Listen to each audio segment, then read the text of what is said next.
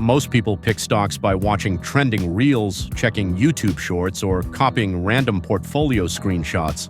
That's exactly why they lose money. This 40-minute video is not for scrolling, it's for serious learners. I've broken down the 6 real-world signs that we should look for before investing. These signs are not guesses, they're based on what actually works over decades. Sit tight. You'll come out with clarity and conviction. नमस्कार दोस्तों, स्वागत है आपका इस series में जिसको हम कहते हैं what I learned about investing from Darwin. आज ये 33 नंबर का वीडियो है। ऑलमोस्ट 1 महीने हो गए हैं और मैंने तकरीबन 2 लाख रुपए का इन्वेस्टमेंट कर लिया है। और गुड न्यूज़ ये है कि आज मैंने कोई स्टॉक नहीं ख़रीदा, कोई स्टॉक नहीं बेचा। जब मन्नत ने मुझे पहली बार कुछ स्टॉक्स खरीदवाए थे तो मेरा प्रॉफिट दिखा रहा था। उस समय 50,000 के स्टॉक्स खरीदे थे और प्रॉफिट दिखा रहा था ऑलमोस्ट 15%। उसके बाद मैंने मन्नत से अलग हट करके पापा से पूछकर, देवांश से डिस्कस करके कुछ स्टॉक्स और लिए और उसके बाद प्रॉफिट कम होते गया। अब 2 लाख रुपए का स्टॉक है और प्रॉफिट दिखा रहा है 3 या 4%। इससे ज़्यादा प्रॉफिट मुझे बैंक में मिलेगा, एफडी में। लेकिन मैं खुश इस बात पर हूँ कि मैंने आज कोई स्टॉक नहीं ख़रीदा। आज कौन सा दिन है? वेडनेसडे। हाँ, तो खुला था मार्केट, लेकिन मैंने नहीं ख़रीदा क्योंकि मैंने कहा ना, कल खुजली होती रहती है। जो लोग भी स्टॉक मार्केट में रहते हैं उनको मन करता है कुछ ना कुछ खरीदें, कुछ ना कुछ बेचें। तो आज का चैप्टर याद है आप लोगों को? नाम चैप्टर का नाम क्या है? अगर किताब खोलेंगे तो चैप्टर का नाम पता चलेगा। हाँ, the paradox of McKenzie and sea urchins. Very good. अब इसमें क्या समझ में आता है? इस चैप्टर का मतलब क्या है? Paradox of McKenzie and sea urchins. अभी तक तो बात रोबस्टनेस पे हो रही है। तुम्हें कुछ नहीं आता। मेरा बेटा वैभव बताएगा, शीश बताएगा, तो गरिमा बताएगी। गरिमा को तुम चिढ़ा दिया मुझे। इसका मतलब क्या समझ में आता है? Paradox of McKenzie and sea urchins. Sea urchins में हमने देखा कि कुछ स्पीशीज में अलग एक छोटा सा चेंज हो गया, वो एक डिफरेंट काइंड ऑफ स्पीशीज हो गई, और दूसरी वही सी अर्चिन की दूसरी है वही क्रीचर, लेकिन उसकी एक स्पीशीज म्यूटेशन हो गया उसमें एक अलग। राइट। ये तो ठीक है, लेकिन इससे हमको इन्वेस्टमेंट में क्या फ़ायदा होगा कि 2 अर्चिन्स एक ही जैसे दिखते हैं लेकिन अलग तरीके से डेवलप हुए, इवॉल्व हुए। तो इससे इन्वेस्टमेंट लेसन क्या मिलेगा अपने को? इस चैप्टर में सबसे इम्पॉर्टेंट बात है, ध्यान से सुनिएगा, कल फिर आपको ये जवाब देना होगा। हाँ, बताइए गरिमा जी, क्या पढ़ा आपने, क्या समझा? शुरुआत में बहुत सी ऐसी चीज़ें होती है जो हमें लगता है काम की नहीं है, जो कि इन फ्यूचर जाके वो बहुत हेल्पफुल हो सकती है हमें। पैराडॉक्स का मतलब भी यही होता है, जैसे इसमें लिखा हुआ है, is something that seems impossible or doesn't make sense at first but might actually be true or have a deeper meaning when you think about it more। मतलब शुरुआत में ऐसी बहुत सी चीज़ें होगी, आपको लगेगा है इसका कोई मतलब नहीं है, लेकिन अगर आप बाद में इसको देखोगे ये हेल्प करती हैं आपको कुछ चीज़ें जो भी थी, जैसे अर्चिन्स में था। सबसे इम्पॉर्टेंट इस चैप्टर में है you have to change without changing. हमने अभी आगे पढ़ेंगे आप, और एक सांप वाला एग्जाम्पल तो बेस्ट एग्जाम्पल है, सबसे अच्छा एग्जाम्पल अभी आएगा। आपको अपना फंक्शनैलिटी नहीं बदलना है। आज मैंने एक छोटा सा वीडियो देखा डिस्कवरी चैनल पे, उसमें रेगिस्तान में बहुत गर्मी में एक गिरगिट था जो ऐसे अपना हाथ ज़मीन पर रखता है, हाथ ऊपर करता है, फिर नीचे दूसरे हाथ को ऊपर करता है, फिर इसके करता है। पता है क्यों? बिकॉज ये गर्म था। ऐसे कर करके वो अपने आप को ज़िंदा रखता है। एक सांप था रेगिस्तान का, वो ज़मीन के रेत के नीचे छुप के रहता है। पता है क्यों? ठंडा रहता है, क्योंकि कुछ डिग्री ठंडा रहता है, कुछ डिग्री। तो फंक्शन वही रहना है, लेकिन परिस्थिति के हिसाब से आपको बदलना पड़ेगा, लेकिन फंक्शन वही रहना है। ये चीज़ ध्यान रखिएगा, चेंजिंग विदाउट चेंजिंग। आज हम लोग बिजनेस मस्ट बी रोबस्ट में रोबस्टनेस टेक्स मैनी फॉर्म्स पढ़ेंगे कि जैसे स्पीसीज़ होती है उसको रोबस्ट होना चाहिए, डीएनए है, आदमी का बॉडी का स्ट्रक्चर है या हमारा अमीनो एसिड है, अलग अलग लेवल पे हमारी बॉडी रोबस्ट होती है। ऐसे ही बिजनेस को भी अलग अलग लेवल पे रोबस्ट होना चाहिए। Let's recap our journey till now. चलिए थोड़ा सा हम अब तक जो पढ़ा है उसको रिकैप करते हैं। We have eliminated serious risks, chapter 1।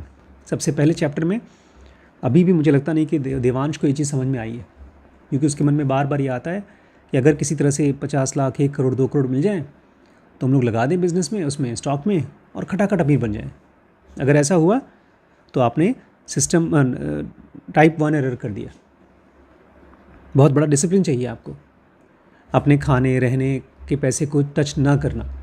यही चीज़ बेचारे बब्बू ने नहीं किया। उसकी जो एफडी थी, सेविंग्स थी, उसको सब ख़त्म कर दिया। उसने टाइप 1 एरर किया। तो कह रहे हैं आपने सबसे पहले ये सीखा कि आपको सीरियस रिस्क नहीं लेना है। And we have shortlisted businesses based on ROCE। दूसरे चैप्टर में हमने पढ़ा कि कैसे आपको ऐसे बिजनेसेस को शॉर्ट लिस्ट करना है जिनका ROCE बहुत हाई हो। मैंने आप लोगों को लिस्ट भी दिया था, मतलब काम दिया था एक, कि हाई ROCE के कम से कम 15, 20, 50 बिजनेसेस को खोजें। आपने खोजा है? भी उसने कहा था कि 10 साल का देखना है। ROCE 10 साल का देखना है, लेकिन होमवर्क थोड़ी नहीं करेंगे आप ऐसे। आप अच्छी कंपनीज के खोजिएगा। मुझे बताइएगा तो हम लोग। मुझे 10-15 नहीं मिली, केवल 3-4 ही मिली, मतलब 4 भी नहीं, 5-6 मिली थी। कौन कौन सी? एक तो टपारिया टूल्स करके है।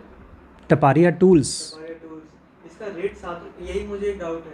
टपारिया टूल चल रहा है 7 रुपये रेट, लेकिन अब कोई बेच नहीं रहा है इसको, कोई भी बेच नहीं रहा है, ना तो कोई खरीदने पे लगा है। तो कुछ गड़बड़ होगा। टपारियल टूल्स, कुछ ना कुछ गड़बड़ चल रहा है, लेकिन इसका ROCE 100% है। तो इस ये पे डाउट स्क्रीनर पे कैसे देखते हैं? सर्च करो इसमें कंपनी और रेशियो ऊपर। फिर अगला है गार्डन रीच करके कंपनी है, इसका ROCE 50 या 40% था। Garden reach. हाँ, इसका स्टॉक प्राइस है 1961 रुपये। अच्छा। फिर अगला है क्लीन साइंस, ये 1506 रुपये चल रहा है। क्लीन साइंस, ROCE कितना है? एक मिनट, सबको बताइए जरा।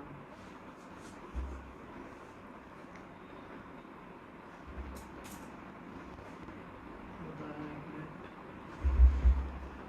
इसका ROCE है 47%। और कोई? और एक तो गार्डन रीच है, उसका बता रहा हूँ। टपारिया टूल्स 100% ROCE है।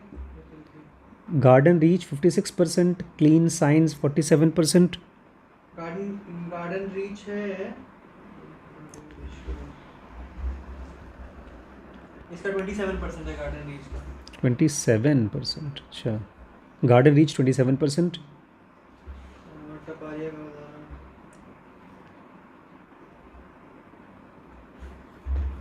चलिए मुझे खोद कर कल बताइएगा, अभी नहीं। 3% है टपारिया का। चलिए कल बताइएगा।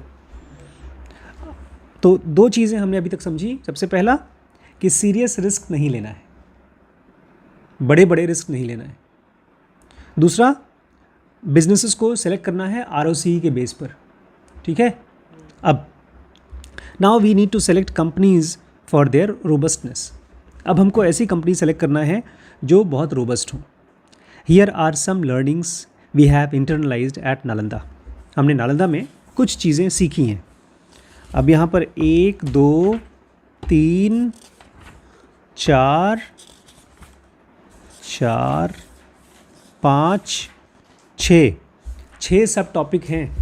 सबसे पहला टॉपिक जो आज पढ़ेंगे उसका नाम है रोबस्टनेस टेक्स मैनी फॉर्म्स, कि जब कंपनीज रोबस्ट होती हैं तो उसके अलग अलग रूप होते हैं। दूसरा हम आज या शायद कल पढ़ें, we assess evolvability indirectly by measuring robustness directly, कि जब हम किसी कंपनी को सेलेक्ट करते हैं तो उसकी इवॉल्वेबिलिटी चेक करते हैं, मतलब वो कितना अच्छे से इवॉल्व हो पाएगा। कैसे? जब आप रोबस्टनेस को चेक करेंगे। जैसे मान लीजिए आप लोग हैं, पढ़ाई वढ़ाई कर रहे हैं, अगर आप में से कोई बंदा बोलता है मैं खाली यही पढ़ाई करके, यही एग्ज़ाम क्रैक करके, यही जॉब का चाहता हूँ, तो वो कम रोबस्ट है। किसी ने अपने 2 ऑप्शन रखे हैं कि मैं एग्ज़ाम दे रहा हूँ, अगर क्रैक हो गया ये अच्छा वाला एग्ज़ाम तो मुझे ये नौकरी मिलेगी, नहीं हुआ तो कम से कम ये वाला, तो ज़्यादा रोबस्ट होगा। वो हम लोग बाद में पढ़ेंगे। इसके बाद कुछ कह रहे हैं? रोबस्ट मतलब जो ज़्यादा स्ट्रॉन्ग हो, जिसको टूटने के कम चांसेस हों। दूसरा में ज़्यादा स्ट्रॉन्ग हो ना, उसके पास तो ऑप्शन है अगर इसमें। हाँ, तो दूसरा वाला बेटर है। हाँ, तीसरा है जो हम पढ़ेंगे वो है we demand multiple levels of robustness in our businesses. जो भी बिजनेसेस हम करते हैं उसमें हम ये डिमांड करते हैं कि उनके पास मल्टीपल लेवल्स ऑफ रोबस्टनेस होना चाहिए। चौथा, highly robust businesses evolve by taking calculated risk.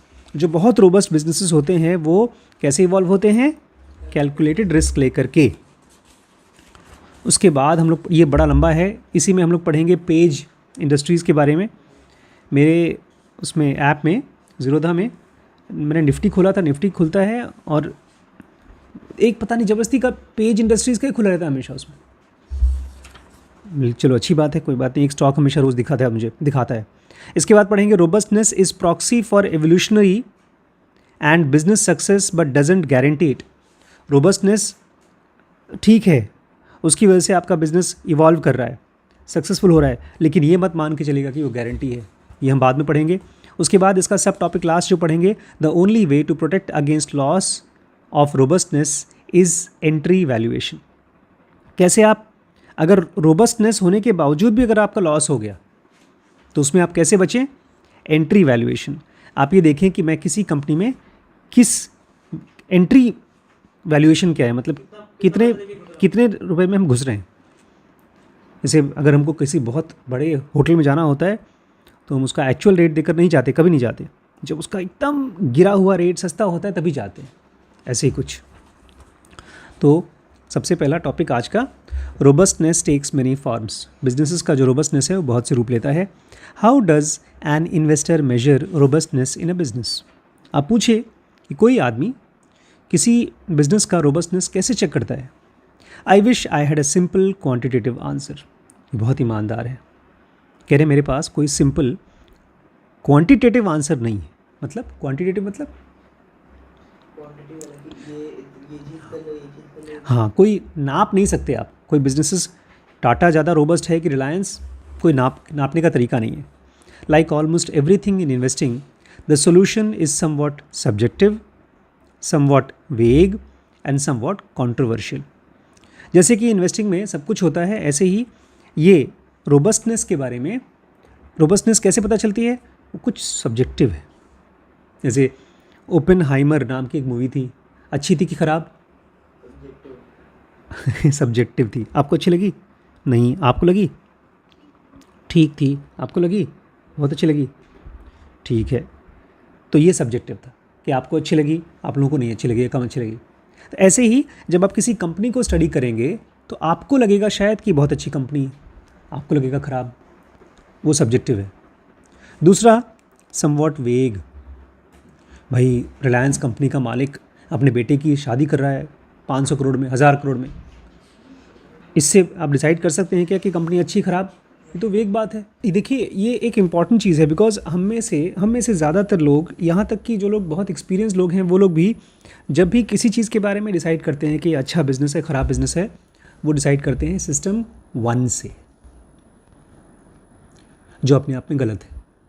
ये आदमी डिसाइड करता है सिस्टम 2 से, इसलिए कह रहा है अच्छा बिजनेस या ख़राब बिजनेस पता चलता है सब्जेक्टिविटी से। लोग बोलते हैं मेरी गट फीलिंग है। दूसरा वेग है, मैं आपको बहुत क्लियरली बता नहीं सकता। तीसरा, समवॉट कंट्रोवर्शियल। कुछ ऐसे पॉइंट्स हैं जो बाकी लोगों को लगेगा हाँ, आपको लगेगा ना, कंट्रोवर्शियल। आज मैंने बड़ी मम्मी का ओपीजी कराया। ओपीजी हमारे पास नहीं होता, एक्सरे एक तरह का। उसमें एक छोटी सी मशीन होती है, आप मुंह में ऐसे दबाते हैं और आपके चारों तरफ, मुंह के चारों तरफ ऐसे एक्सरे घूमता है और फिल्म निकलती। सबसे पहले कराया हमने आरोग्यम में, उसकी फ़ोटो लेकर गए, डॉक्टर को दिखाया।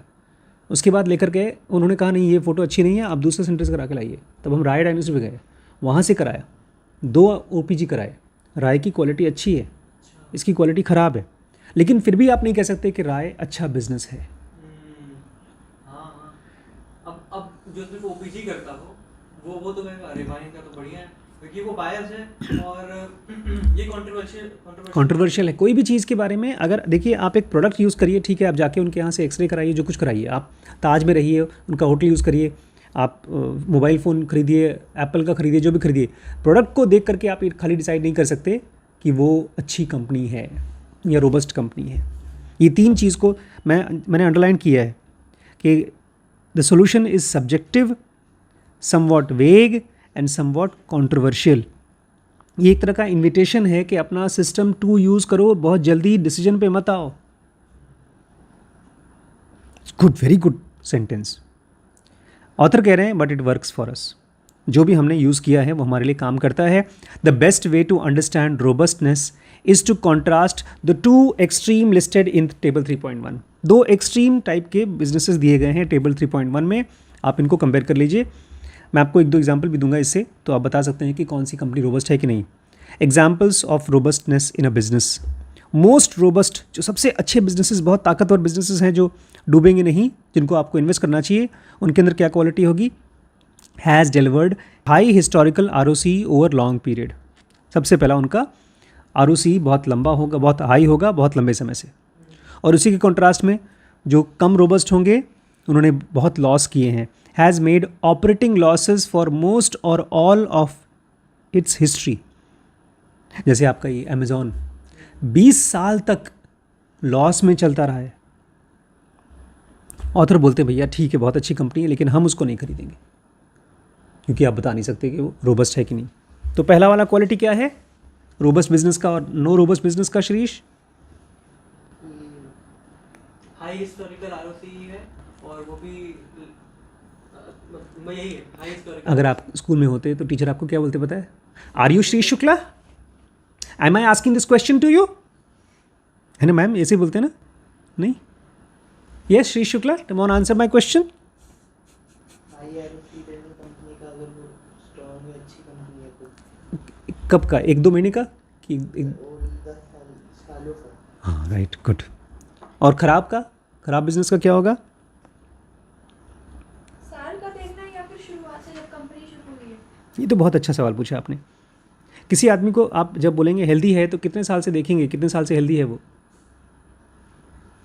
अब 10 साल तो मान ही के चलो। जितना मैक्सिमम हो सकता है उतना देखें बेटा।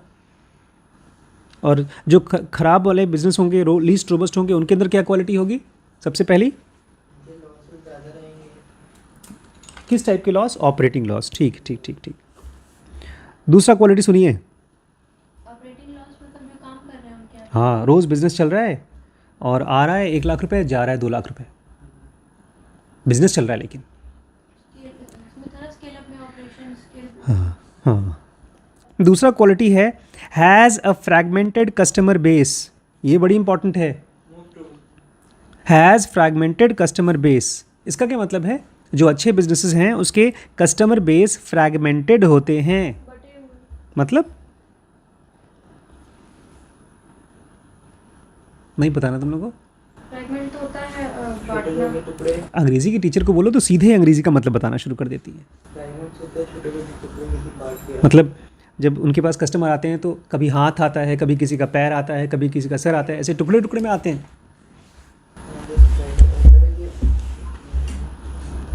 हाँ, इनके पास ज़्यादा कस्टमर रहते हैं और अलग अलग। मान लीजिए मेरे पास 20 कस्टमर हैं, लेकिन अलग अलग जगह से। आप एक ही फैमिली के रहे सारे हो गए, तो एक अगर नहीं आ रहा है तो गया काम से, या तो मेरे पास कम कस्टमर हों। छिपकली में फ्रेगमेंटेशन बता रहा है। एक है, उसके 3 पीसेज हैं, उसके अंदर में इसमें बहुत सिंपल है यार। देखिए, अगर आपके कस्टमर्स फिक्स्ड हैं, मान लीजिए मेरा एक ऐसा बिजनेस है, जैसे पापा जी, जो हमारे मोदीनगर के पापा जी हैं, उनकी कंपनी बनाती थी पिक्चर ट्यूब बनाती थी। हाँ, और वो बेचती थी अपने ही ब्रदर इन लॉ को।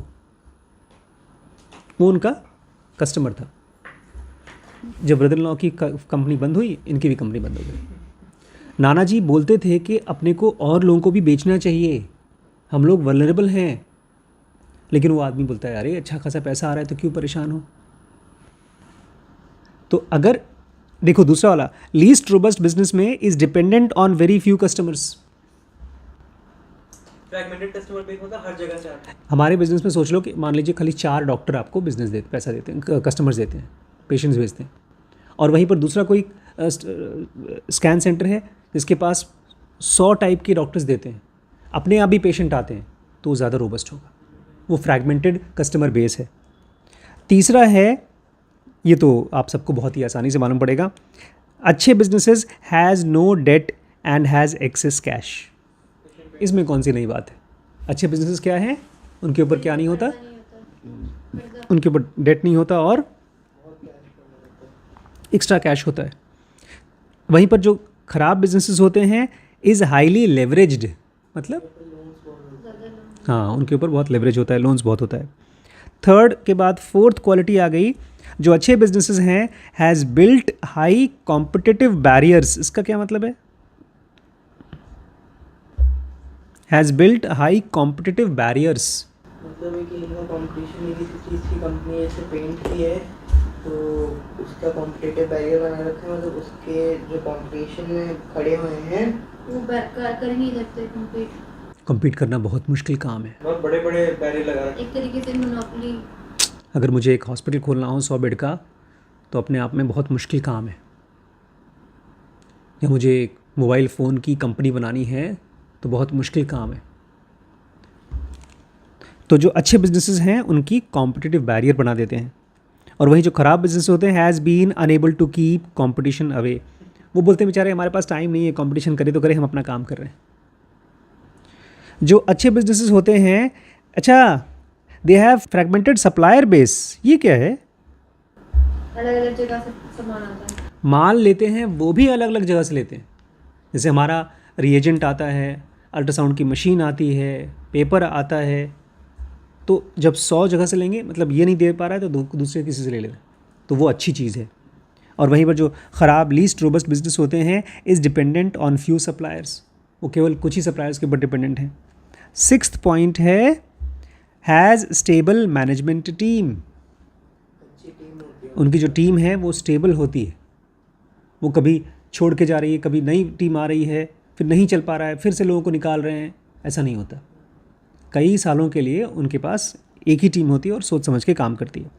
और यहाँ पर मैनेजमेंट टर्नओवर इज़ हाई। ये टर्नओवर क्या होता है ख़राब बिजनेसेस में, मैनेजमेंट टर्नओवर इज़ हाई। आया टर्नओवर, हाँ कितना पैसा आया, पैसा कहाँ है इसमें, मैनेजमेंट टर्नओवर इज़ हाई में पैसा कहाँ है बेटा। टर्नओवर।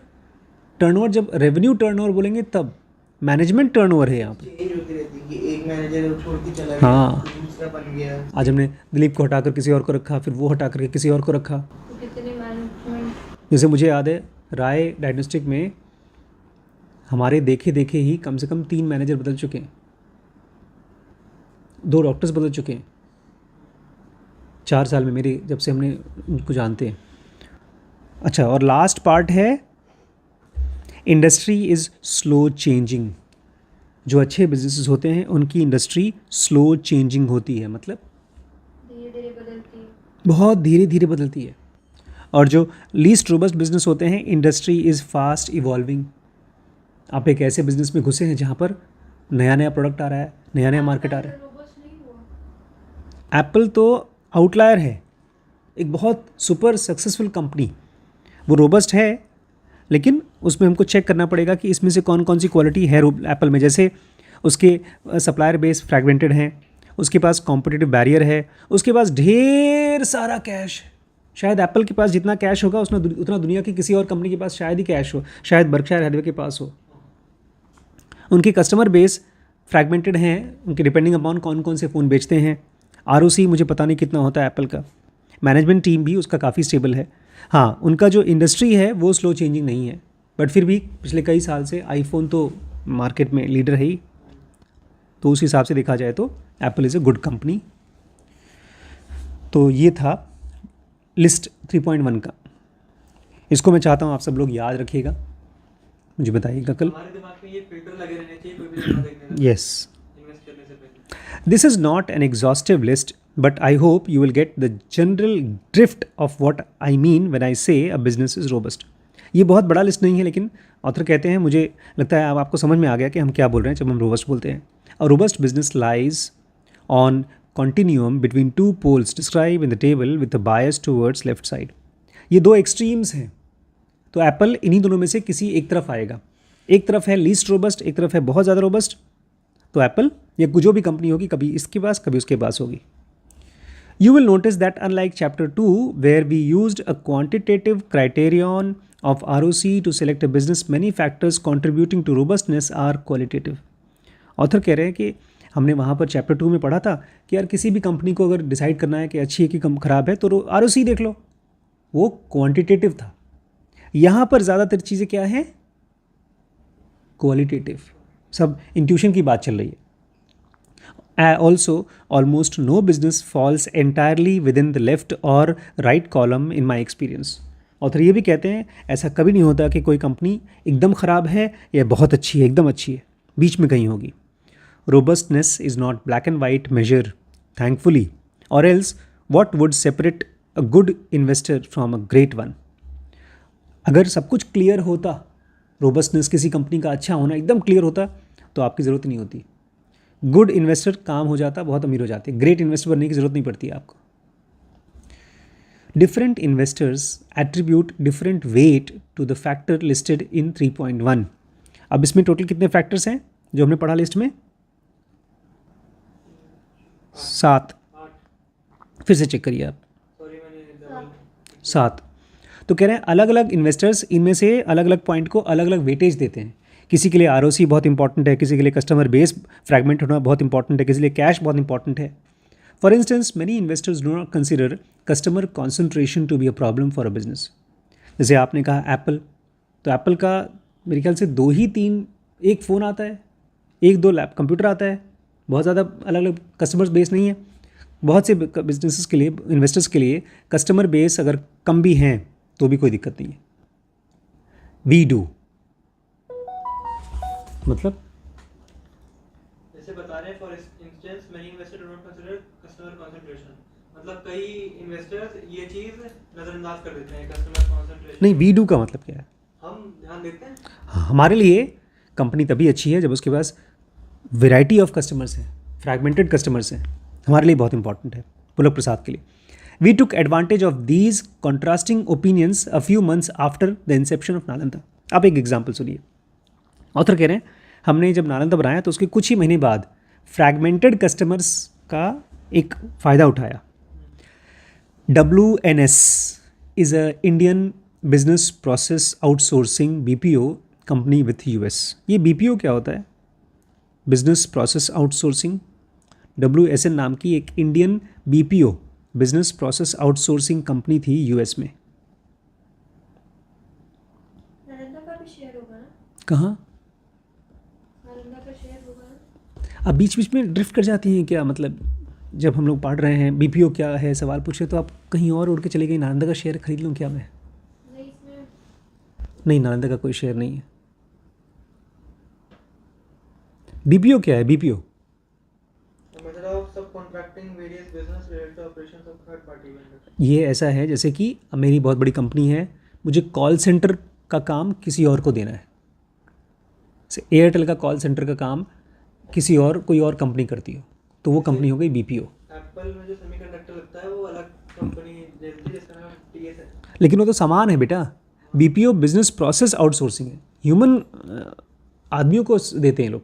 अच्छा, मतलब मेरे पास एक बड़ा सा कॉल सेंटर है और वो कॉल सेंटर, मेरी कंपनी का नाम कुछ भी हो ABC, लेकिन वो कॉल सेंटर काम कर रही है एयरटेल के लिए या एप्पल के लिए या किसी और के लिए, तो ये है BPO। WSN नाम की एक BPO कंपनी है, इंडियन, US में है। WNS leading BPO companies like WNS provide many mission critical services to their clients of a quality and at a price that can typically not be matched by companies internal teams। कह रहे हैं बहुत से इस तरह की company जो BPO का सर्विस देती हैं, बड़ी बड़ी कंपनी उस रेट पर खुद नहीं कर पाएंगी। अगर एप्पल खुद अपने यहाँ BPOs रखे, मतलब हाँ BPO रखे, कॉल सेंटर रखे तो बहुत महंगा पड़ जाएगा। ये लोग बहुत सस्ते में वो सर्विस दे देते हैं। अब जैसे हमारे पास हमने स्टाफ जो रखा है, एक स्वीपर नहीं है, गार्ड, हमारा अपना नहीं है, हम उसको सैलरी नहीं देते। कौन देता है? जिस कंपनी से हमने हायर किया। अच्छा, for example they help their clients close the books of accounts, manage payables and receivables, perform timely consumer analytics, process mortgage applications and address customer issues. WNS क्या करता है सुनिए, they help their clients close the book of accounts. ये क्या होता है close the book of accounts? इसका क्या मतलब है? ये अकाउंट की बुक को बंद कर देता है। नहीं, जो अगर किसी से कुछ पैसा वैसा लेना है तो लेता है, या सर आपका अकाउंट हमारे यहाँ खुला हुआ है अभी तक आपने पेमेंट नहीं किया, तो लेता है। मैनेज पेएबल्स एंड रिसीवेबल्स, अगर हमको किसी से पैसा लेना है या किसी को पैसा देना है वो मैनेज करता है। Perform timely consumer analytics, timely check करते हैं कि अच्छा हमारे पास जो कंज्यूमर्स हैं कहाँ से ज़्यादा प्रोडक्ट आ रहा है, कहाँ से ज़्यादा सेल आ रहा है, किस टाइप का प्रोडक्ट हमको बनाना चाहिए, कौन सा सेल करना चाहिए। प्रोसेस मॉर्गेज एप्लीकेशन, ये क्या है? वो होता है कर्जा। हाँ, अगर कोई आदमी मॉर्गेज एप्लीकेशन दे रहा है, मतलब मैं अपना सामान दे करके आपसे लोन ले रहा हूँ, तो वो एक मॉर्गेज है बेसिकली, गिरवी करना। गिरवी रखना।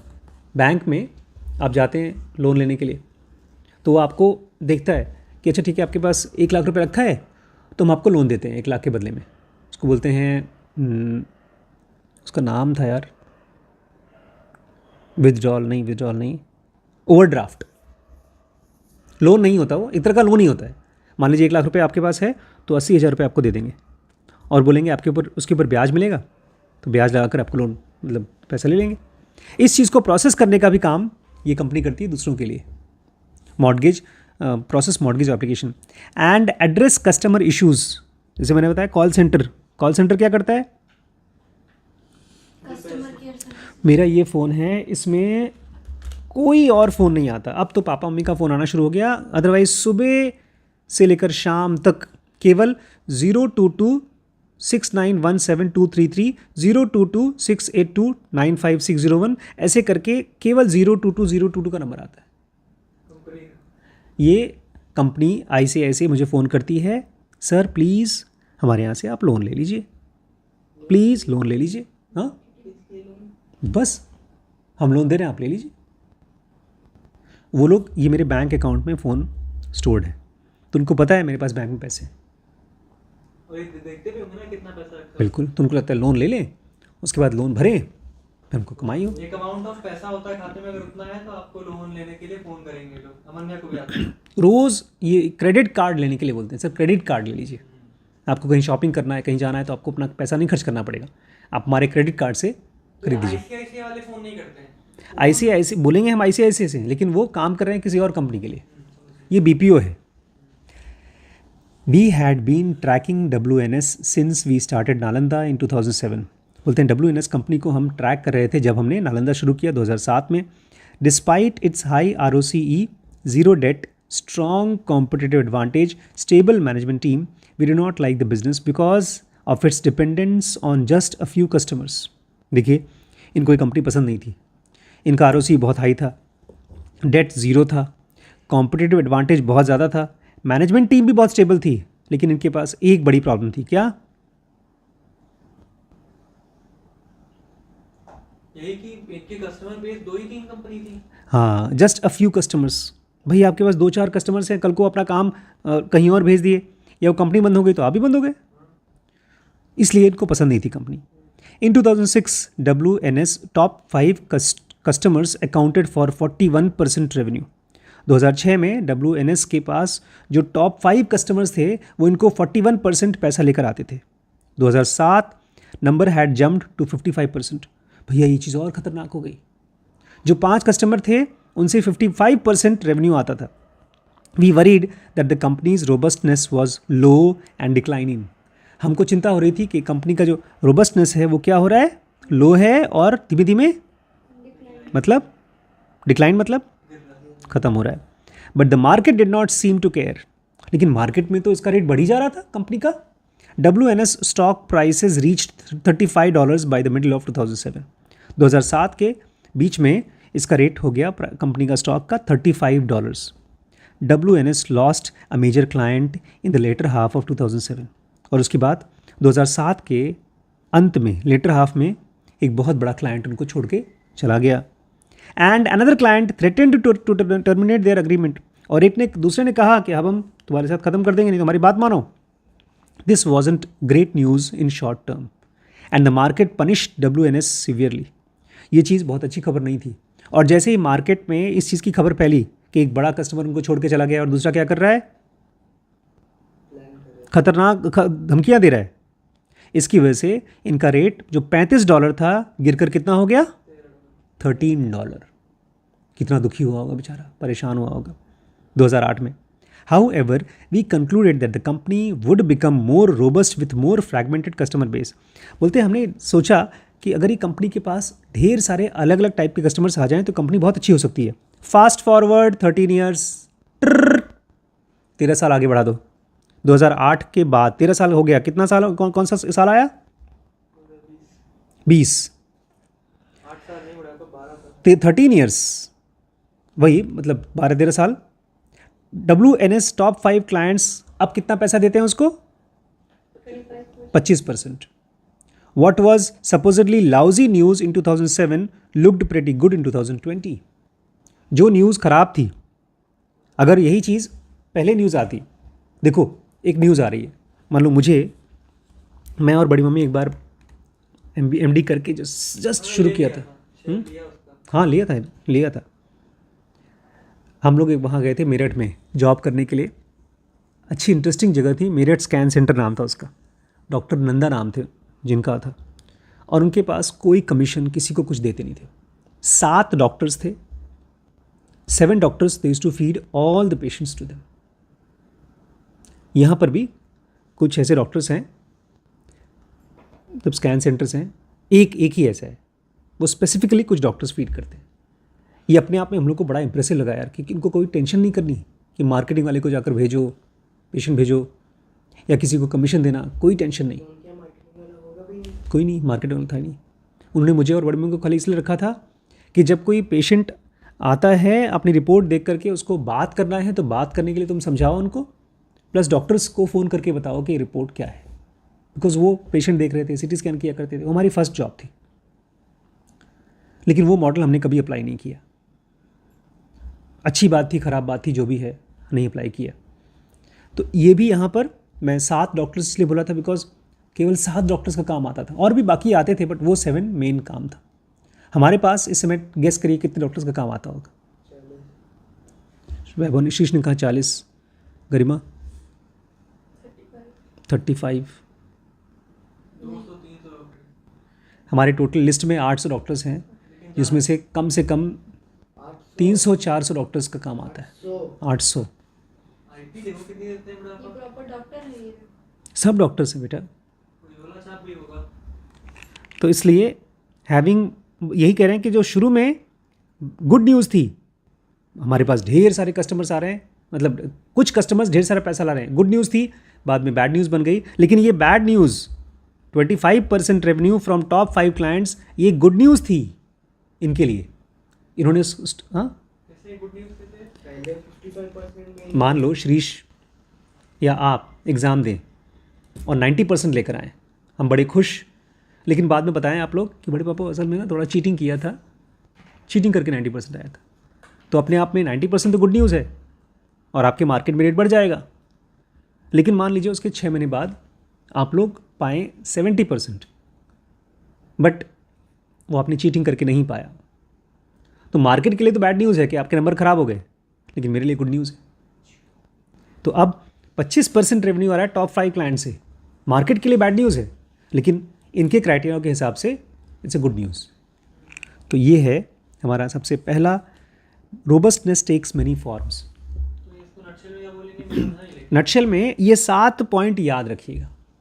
इसीलिए इन्होंने कहा है कि सब्जेक्टिव होता है, वेग होता है, कंट्रोवर्शियल होता है। हो सकता है 7 में से कोई इसको माने कोई ना माने। आप अगर मन्नत से या गोपाल से पूछें ये कंपनी अच्छी है, आपके हिसाब से अच्छी होगी, उनके हिसाब से ख़राब होगी, लेकिन आपने हिसाब लगाया कैसे? आप इन 7 को यूज़ करिए। उनका हो सकता है कोई और तरीका हो, वो पी देखते हो या कोई और चीज़ देखते हो। जैसे हमने इसके पहले वाले चैप्टर में पढ़ा था कि टाटा एक बहुत अच्छी कंपनी नहीं है इनके हिसाब से, उसकी मन्नत के हिसाब से अच्छी होगी, गोपाल के हिसाब से अच्छी होगी। टाटा क्यों ख़राब है उनके हिसाब से? क्योंकि एक प्रोडक्ट पर फोकस नहीं करता, वो मल्टीपल जगहों पे करता है। तो अपना खुद का एक क्राइटेरिया निकालिए। ये 7 क्राइटेरिया याद रखिएगा।